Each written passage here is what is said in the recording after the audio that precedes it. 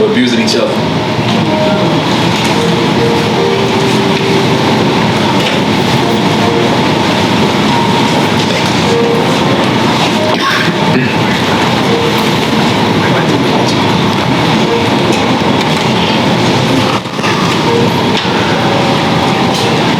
Now, what y'all not gonna do is stare at my wife and judge her and make her feel ashamed.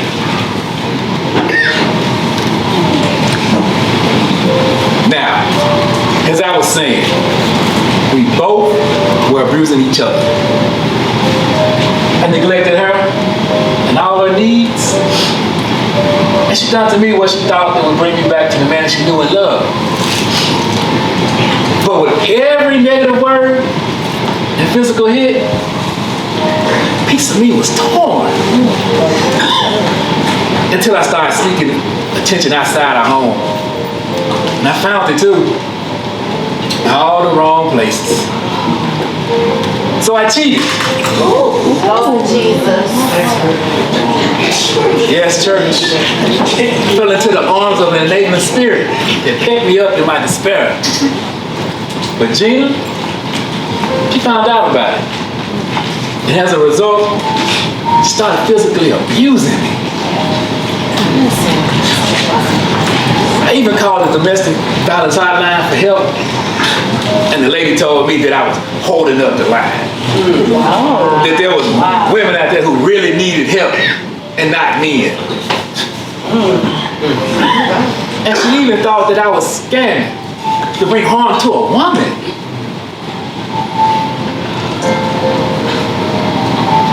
I'm sorry. I must confess. It was my mouth. Hey, what's happening? This is your boy D Good on What's Happening TV. And guess what? I'm at another show, Dr. Jennifer.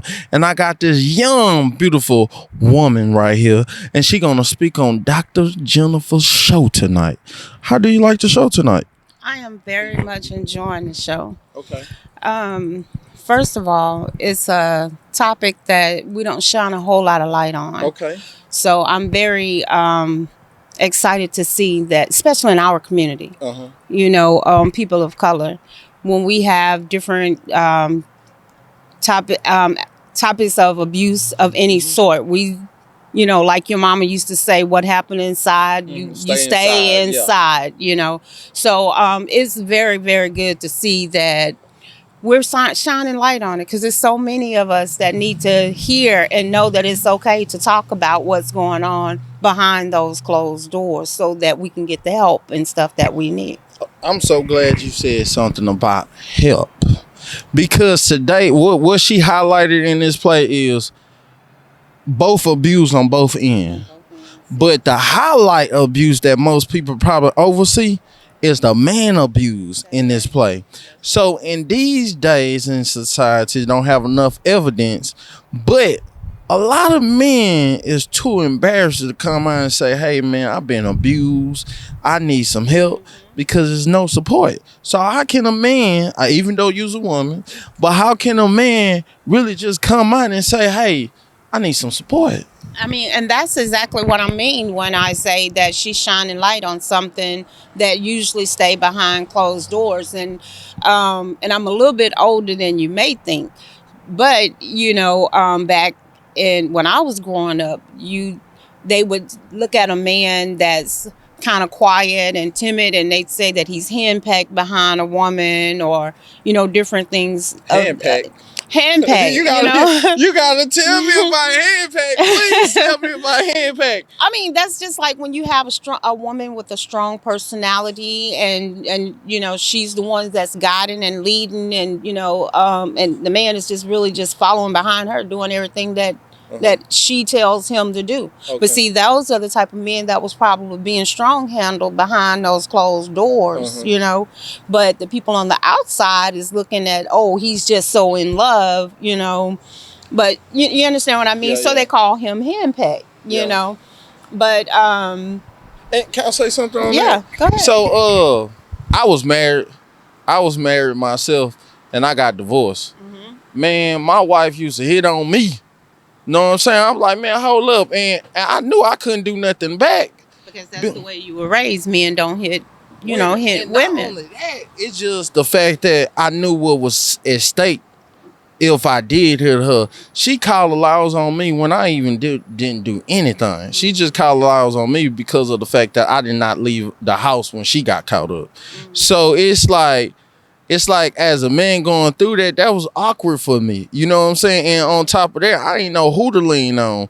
And you know what I'm saying? I didn't know who to lean on. It's a closed subject because it's a closed subject. And generally, in this day and age, if you call the police yourself, the police is not going to believe it. They're going to take the woman's word over yours. And a lot of women know that. So they'll do things and say things, just because they know they can get away with it. You understand what I mean? And then the men are like yourself are left with nothing or no one to turn to simply because the odds are already stacked up against you. Especially if you're a black male. Another black man in an abusive situation and oh yeah, really she hit you. You understand what I mean? But you could have the torn down skin scratches or what have you, but they're not going to look at that.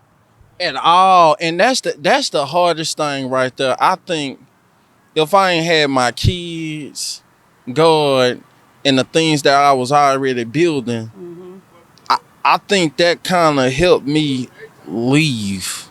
Right. Because of the fact that leave my ex-wife because of the fact that I'm building a whole legacy. And I almost lost it. You know what I'm saying? But the women that I was raised, the how I was raised, the women that was around me, they was like some hardcore players. You know what I'm saying? So even though I wanted to lose it, the women that I had in my life, they say it's never a player for you to lose your cool behind a woman. That's right. And I think because of that philosophy, it kind of also helped me to lead.